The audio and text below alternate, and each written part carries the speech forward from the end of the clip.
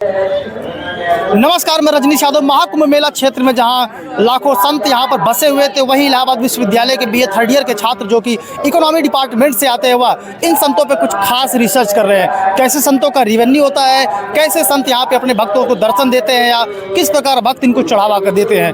हमारे साथ ये जो बच्चे मौजूद हैं, इन लोगों से हम बातचीत करते हैं। क्या नाम है आपका? कीर्ति द्विवेदी, इकोनॉमिक डिपार्टमेंट। आप लोग रिसर्च कर रही हो, कौन सा रिसर्च है ये सर हम लोग इकोनॉमिक डिपार्टमेंट है जो यूनिवर्सिटी ऑफ इलाहाबाद का, वो हर साल बच्चों से रिसर्च करवाता है ताकि ये बच्चों के पास डाटा रहे। और ये डाटा हम लोग बच्चों को पढ़ाई में वो जाता है। कुंभ है, 4 साल में एक बार आता है, बहुत बड़ा कुंभ है, तो इसमें काफ़ी साधु संत आए हैं। उसको लेके हर बच्चे को अलग अलग टॉपिक दिया जाता है। हम लोग को दिया गया है साधु संत से बात करने का। साधु संत कहाँ से आते हैं, कैसे रहते हैं, उनको क्या व्यवस्थाएं दी जाती हैं, कैसा क्या सब उनका इनकम क्या होता है, उनको कहाँ से आते हैं, उनके परिवार में कितने लोग हैं, ये सारे उनसे सवाल होते हैं। उनको यहाँ कोई दिक्कत तो नहीं है, ये सारे सवाल हैं। अभी तक मैं 30 से 35 साधु से मिल चुकी हूँ लगभग। उसमें कुछ बड़े साधु हैं, कुछ छोटे साधु हैं, कुछ वो हैं जो सिर्फ यहाँ पे साधु का वेश धारण करके आए हैं, नहीं है वो। कुछ वो लाइक जिससे चढ़ावा लेते हैं, जबरदस्ती लेते हैं। कुछ है जो अपने आप कुछ बोलना, मौनी साधु भी हैं कुछ लोग। कुछ साधुओं को बहुत दिक्कत भी है यहाँ पे रहने में। सबसे बड़ी दिक्कत तो यहाँ पानी का है। हम साधुओं को पवित्र पानी नहीं मिल पा रहे। साधु के यहाँ पे जनता को भी पवित्र पानी नसीब नहीं है। यहाँ पे रहने का साधु अपना खुद से कर रहे हैं। कुछ बताए हैं कि वो लोग अपना खुद से कर रहे हैं, मतलब उनको जो रहने का है प्रशासन की तरफ से उतना मदद नहीं मिल पा रही है।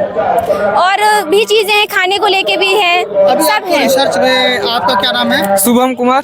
रिसर्च में क्या पता चला यहाँ पर? यहाँ पे रिसर्च में यही पता चला जैसे वो कितने परिवार अपने परिवार के साथ आए हैं। इनके रेवेन्यू के बारे में जो आप लोग रिसर्च कर रहे हैं, कैसे इनकी इनकम जनरेट हो रही है, खासकर साधु संतों का। यहाँ पे कुछ ऐसे साधु हैं जो केवल यहाँ पे साधु का काम करते हैं। कुछ ऐसे भी हैं जो साधु के अलावा अपने घर पे जाते हैं तो अलग भी व्यवसाय करते हैं। जैसे कुछ से पूछे तो कुछ बोले हम कपड़ा दुकान चलाते हैं, लेकिन अब उनके परिवार में कुछ नौकरी लग गया तो वो अब यहाँ पे पर्सनल बस साधु का ही काम करते हैं। कितने साधु संतों से मिल चुके हैं आप लोग? वही 30-35 से मिल चुके हैं। साथ में सब लोग मिलकर रिसर्च कर रहे हैं? हाँ, हम लोग साथ ही। मेरा नाम आशुतोष केसरवानी है। कहाँ से आए हैं आप? मैं economics department university of Allahabad से।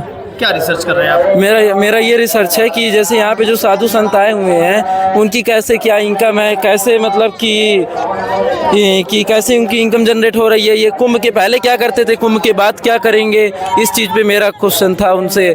और ये मतलब क्या उनके मतलब यहाँ पे जो आए हुए हैं, क्या वो पैसे के उद्देश्य से आए हैं कि वो साधना तपस्या के उद्देश्य से आए हुए हैं। ये चीज़ मेरा टॉपिक था यहाँ पे करने का। अभी आपको रिसर्च में क्या मिला कि यहाँ पे मैंने व्यवस्था है या क्या साधु संत के जीवन के क्या मतलब वर्तमान स्थिति क्या है बताएं। मैं जैसे अभी यहाँ पे मिला 2 तरीके से साधु संतों से मिला कि जो यहाँ पे एक भक्ति भाव से आए हुए हैं, जो मतलब तपस्या कर रहे हैं निस्वार्थ भाव से। उनका कोई उद्देश्य नहीं है कि हम कोई यहाँ से लाभ ले जाएं। और कुछ साधु संत मुझे ऐसे भी मिले जिनका उद्देश्य है यहाँ से लाभ ले जाना, यानी इनकम जनरेट करना। वो इनकम के पर्पज से ही आए हुए हैं। और मैंने कुछ एक दुकान ये जैसे आप यहाँ देख रहे हैं कि मैं 12 ज्योतिर्लिंग में खड़ा हूँ, रुद्राक्ष वाले। तो यहाँ पे जैसे इन्होंने बताया कि जो ये रुद्राक्ष की मतलब मालाएं बेच रहे हैं, तो इनका उद्देश्य सार्वजनिक कल्याण करना। इनका उद्देश्य नहीं है कि कोई प्रॉफिट करना। तो क्या मुफ्त में दे रहे हैं? ये मुफ्त में नहीं, जो इनकी लागत है ये एकदम अपने लागत पे ही दे रहे हैं। कोई इनका उद्देश्य नहीं है कि एक्स्ट्रा बढ़ाकर चार्ज लिया जाए।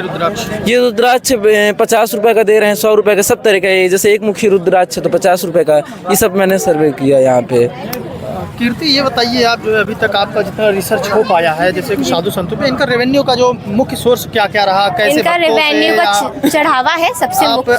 यहाँ संतों से बात की होंगी तो क्या लगा कि मतलब यहाँ बसने से लेके अभी तक जो इनका खर्च हुआ या इनको जितना इनकम हुआ, ये किस तरह से? देखिए, बसने का तो ऐसा है, सरकार उसमें तो कुछ मदद करती ही होगी, पर उसके बाद जो इनकम होती है वो चढ़ावे से हो रही है। इतने श्रद्धालु आ रहे हैं, लगभग करोड़ों में आ रहे हैं, तो यहाँ पे उनकी मेन इनकम है।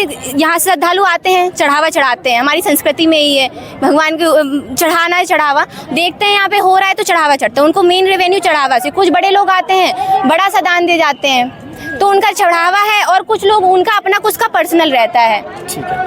हमारे साथ मौजूद थे इलाहाबाद विश्वविद्यालय के बीए थर्ड ईयर के छात्र जो कि इकोनॉमी डिपार्टमेंट से आते हैं। और ये बच्चे जो है काफ़ी मेले में उम्दा काम कर रहे हैं, जो इन साधु संतों पे, बसे हुए साधु संतों पे, इनके रेवेन्यू के बारे में, इनके बसने के बारे में लगातार रिसर्च कर रहे हैं। प्रिंस के साथ मैं रजनीश यादव, न्यूज़ 18 प्रयागराज।